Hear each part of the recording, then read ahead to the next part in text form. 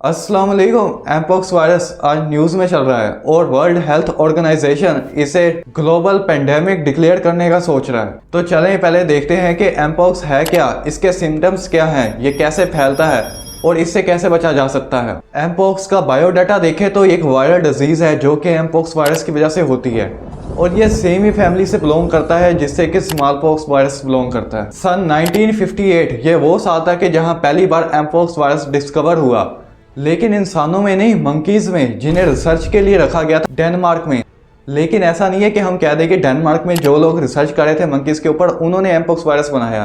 दरअसल इस टाइम पे जो मंकीज की कॉलोनीज थी ना, उसमें पॉक्स लाइक वायरस जो था ना वो फैला हुआ था बहुत ज़्यादा।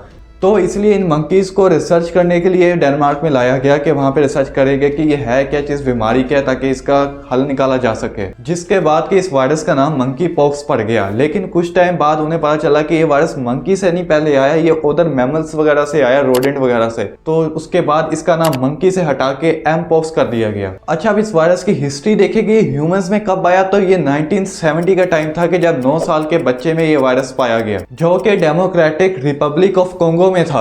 और तब से ये वायरस फैलना शुरू हो गया और वेस्ट अफ्रीका की दूसरी कंट्रीज को अफेक्ट करने लगा, जैसे कि कैमरून, सेंट्रल अफ्रीकन रिपब्लिक और नाइजीरिया वगैरह। अच्छा, कुछ अरसे तक तो ये वायरस जो है अफ्रीका में ही रहा, जहाँ पे ओकेजनल केसेस आ जाते थे कि कभी ट्रैवल किया किसी ने तो उसको एमपॉक्स हो गया, या कोई इंपोर्ट एनिमल्स किए उसकी वजह से कोई एमपॉक्स हो गया किसी को। लेकिन सन 2022 में ये वायरस आउटब्रेक कर जाता है और पूरी दुनिया में फैल जाता है, जिसके बाद WHO वर्ल्ड हेल्थ ऑर्गेनाइजेशन ने इस वायरस का नाम एमपॉक्स रख दिया ताकि मंकीज के साथ डिस्क्रिमिनेशन ना हो, उनको कोई इशू ना हो। लेकिन बहुत से लोगों ने इसके बारे में सुना नहीं होगा, वो शायद इसलिए कि 2022 का जो टाइम था ना, 21-22 का, ये वो टाइम था कि जब कोरोना वायरस से ज़्यादा ही लाइमलाइट में था, तो जिसकी वजह से एमपॉक्स का जो इम्पैक्ट था ना वो थोड़ा कम हो गया। अच्छा, अब इसके सिम्टम्स की बात करें तो ज़्यादातर तो ये सिम्टम वही है जैसे स्मॉल पॉक्स के होते हैं, लेकिन ये थोड़े से माइल्ड होते हैं, जिसमें कि फीवर होना, सिर में दर्द होना, बैक में पेन होना, थकावट महसूस होना और सबसे ज़्यादा इसमें लिम्फ नोड बन जाते हैं सफ़ेद से पूरे बॉडी के ऊपर।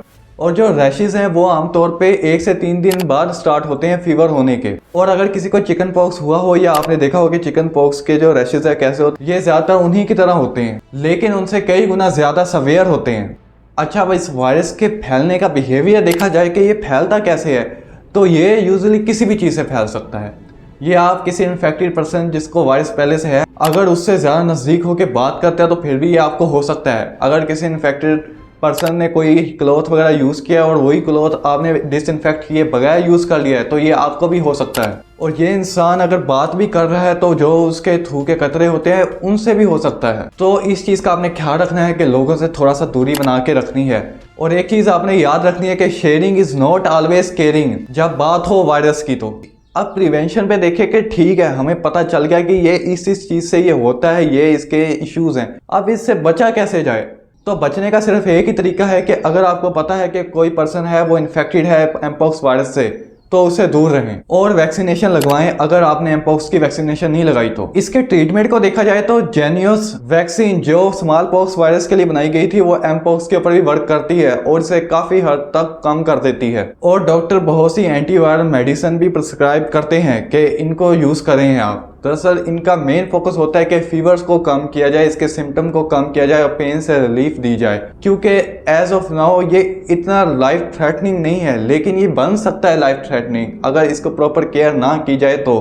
और अभी एमपॉक्स वायरस का करंट स्टेटस देखा जाए तो ये बहुत से मुल्कों में फैल चुका है और वर्ल्ड हेल्थ ऑर्गेनाइजेशन ने इसे इमरजेंसी डिक्लेयर कर दिया है। और ज़्यादातर देखा जाए तो इसके 2 टाइप के वेरिएंट्स होते हैं कि जो एक वेरिएंट होता है वो ज़्यादा खतरनाक होता है, जो दूसरा वेरिएंट होता है वो कम खतरनाक होता है। और जो ग्लोबली वेरिएंट फैल रहा है वो देखा जा रहा है कि वो कम खतरनाक वाला वेरिएंट है। लेकिन फिर भी याद रखिएगा कि prevention is better than cure. खैर, मिलते हैं नेक्स्ट वीडियो में अगर इस टॉपिक कोई और अपडेट आती है या फिर किसी और टॉपिक के ऊपर। तब तक के लिए खुदा हाफिज़।